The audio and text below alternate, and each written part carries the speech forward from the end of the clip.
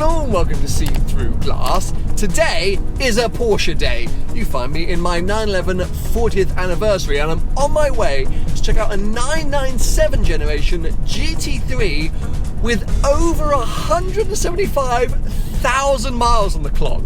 To give you some perspective, during Drive the World I think I put around 33,000 miles on my 911 Carrera T. This car, which is 3 years older than the car we're going to go and check out today, has got 52,500 miles on the clock, and last year when I filmed the world's highest mileage GT3 Touring, that had around 30,000 miles on the clock. So 175,000 miles is a heck of a lot of miles for any 911, let alone a GT product.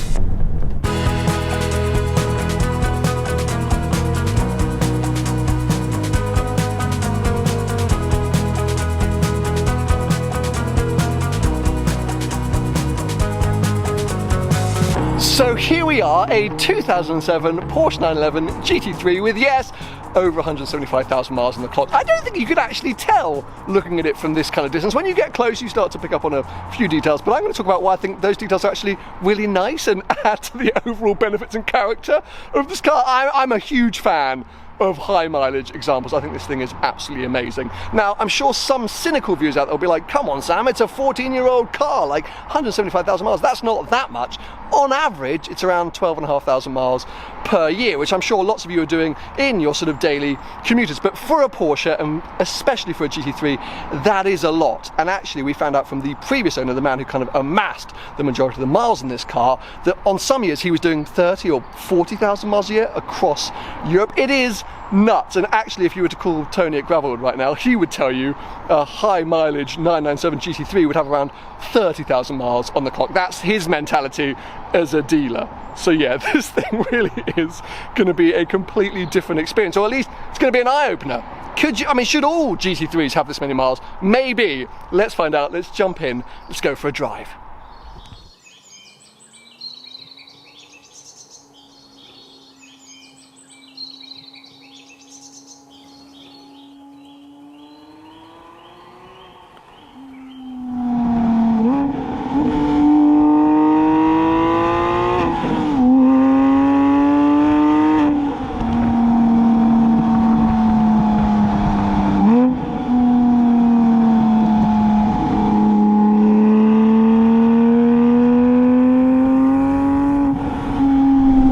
Just listen to this.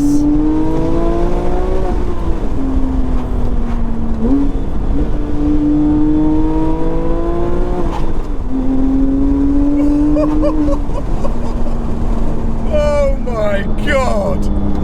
You know what, I talk about it quite a lot, but it's easy to forget just how much more special Porsche's GT products are over their regular cars. Obviously I drove it today in my 996 generation 911, and whilst it is a 40th anniversary 40 Jahre, it's essentially just a Carrera S. It's not a GT product, and that's never been more evident than right now, sitting behind the wheel of this car, because even though this is only one generation later, a 997, 3 years worth of supposed development, this thing is like a whole different car. The steering is so direct, precise, but nicely weighted. The gearbox, the throw is sort of tight and narrow. It just means you want to slot into another gear whenever you can. And then of course, the soundtrack and the engine is just unbelievable. 3.6 litre in here, naturally aspirated, revving to 8,250 RPM, I'm guessing. It just sings, and the performance, I think it's around 415 horsepower. It feels quicker. The car feels so light and nimble. You know what's funny? I've never really considered the first 997 GT3 to be one of the most desirable ones. I'd be like, it's cool, but I'd probably have a later second version 997, the 997.2, or a 991, or even a 996 over. I just always overlooked this car, but oh my God, driving it, what an idiot I was. This thing is so good. So good. And let's not forget, it's got, well, I was going to say just over 175,000 miles. I got that wrong. It's just under 174,729 miles. I mean, that's such a huge amount. Now, its current owner is not the man who's been responsible for putting all the miles on the car. The current owner actually bought it off collecting cars at the end of last year. It was the previous owner who originally bought the car with around 8,000 miles on the clock and then proceeded to put around 142,000 more on. Supposedly doing big Euro road trips and kind of just using it as a daily. And you know what? We often talk about how dailyable Porsche 911s are, the fact that you can kind of use them in every or on every occasion. But the GT3 is, you know, it's essentially a homologation race car. This is a road-going version of the GT3 Cup car. It is still stiff. I'm driving now without the PASM, the Porsche Active Suspension Management mode on, because, you know, it gets a bit too stiff at times. And you've got these carbon bucket seats and it's noisy, and it's pretty impressive to do 142,000 miles in a car like this.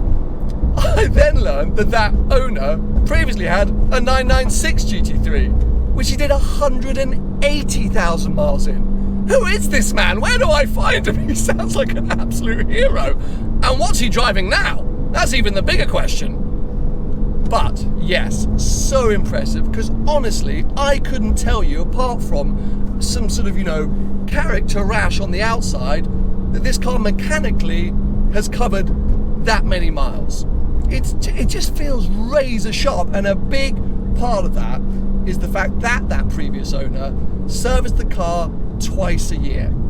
Now, we're going to get into it, because let's face it, it is rare to hear of a sports car, a Porsche, a Ferrari, Lamborghini, covering more than 30, 40, 50,000 miles, because most owners get scared. They think, oh, it's too much, I'll never be able to sell it again, things will start to go wrong. Evidently not, as long as you look after it.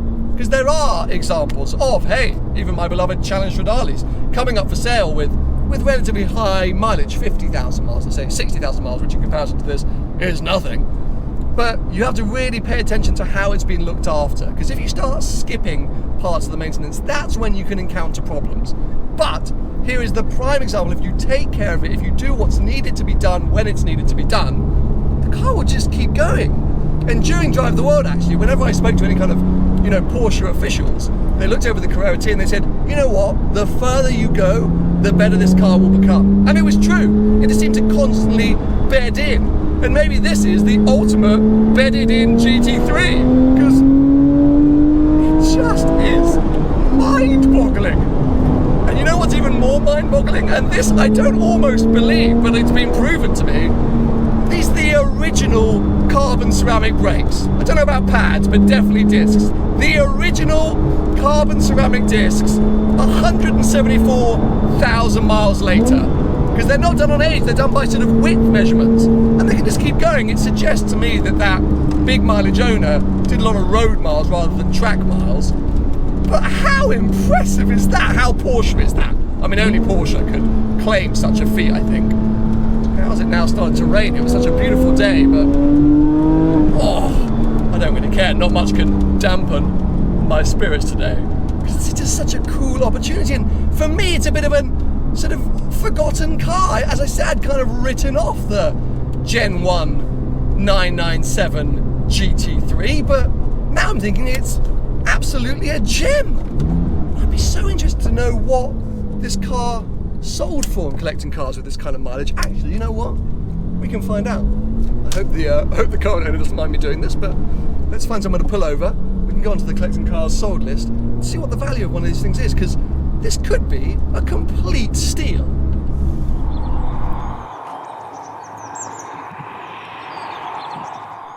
I found it. 3rd of November 2020, the car sold with 168,000 miles on the clock for £48,000, just over, then plus obviously buyer's fees. But under 50 grand for a GT3 with this history, with this story that's been maintained this well, that's unbelievable. I'm just going to try and see, like, comparatively what else is sold on collecting cars. So here's another, that's a 996 GT3 for 58 grand. Come on, show me, find me another 997. Here we go, 997, 64 grand Clubsport. How many miles has that got on it? 39,000 miles. So actually, I can't really work out if that's a good thing or bad thing. Basically, I don't know, but at 48 grand, this car suddenly seems like the coolest thing in the entire world. For me, stories is what it's all about. And hey, look, so what was the original price of a 997 GT3 back in the day? Here we go. Evo 2007 from 79 grand. So 40 grand. I'm so bad at maths. What did I just say that it was sold for? Bear with me, this is a very on the fly video. 40. So yeah, 30 grand depreciation in 13 years doing 170,000 miles. I'm trying to do a lot of man maths here, but basically do it. I think it's worth it. I think it's worth every single pound of depreciation. I think you're getting more mileage, more enjoyment, more excitement. I basically think I've given myself a new goal for my 360, which is to get out there and get over 100,000 miles and just keep going, just continue. Maybe Ferrari's a bit different. I don't know. But actually, this weekend starts the first road trip of the year with the 360. So the mileage increase starts now. But anyway, time to head back, put a few more miles on this car and return it to its very lucky owner. And I'm going to enjoy it for a few more miles before I get there.